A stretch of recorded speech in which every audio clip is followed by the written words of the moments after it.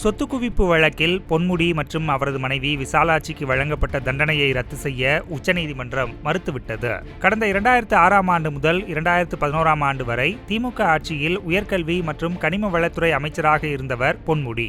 வருமானத்துக்கு அதிகமாக 1,72,00,000 ரூபாய் சொத்து குவித்ததாக பொன்முடி மற்றும் அவரது மனைவி விசாலாட்சி மீது குற்றச்சாட்டு எழுந்த நிலையில் கடந்த 2011ஆம் ஆண்டு லஞ்ச ஒழிப்பு காவல்துறையினர் வழக்கு பதிவு செய்தனர். இந்த வழக்கை விசாரித்த விழுப்புரம் ஊழல் தடுப்பு சிறப்பு நீதிமன்றம் கடந்த 2016ஆம் ஆண்டு குற்றச்சாட்டுகள் நிரூபிக்கப்படவில்லை என இருவரையும் விடுதலை செய்தது. இந்த தீர்ப்பை எதிர்த்து லஞ்ச ஒழிப்புத்துறை சென்னை உயர்நீதிமன்றத்தில் கடந்த 2017ஆம் ஆண்டு மேல்முறையீடு செய்தது.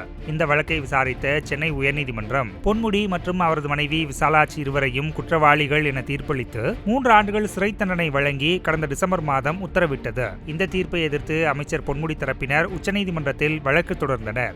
இன்று இந்த வழக்கு விசாரணைக்கு வந்த நிலையில் சொத்து குவிப்பு வழக்கில் பொன்முடி மற்றும் அவரது மனைவிக்கு விதிக்கப்பட்ட தண்டனையை இடைக்காலமாக நிறுத்தி வைக்க மறுப்பு தெரிவித்து உச்சநீதிமன்றம் உத்தரவிட்டிருப்பது பரபரப்பை ஏற்படுத்தியுள்ளது. செய்திகளை உள்ளது உள்ளபடி தெரிந்து கொள்ள ரெஃப்ளெக்ட் நியூஸை சப்ஸ்கிரைப் பண்ணுங்க.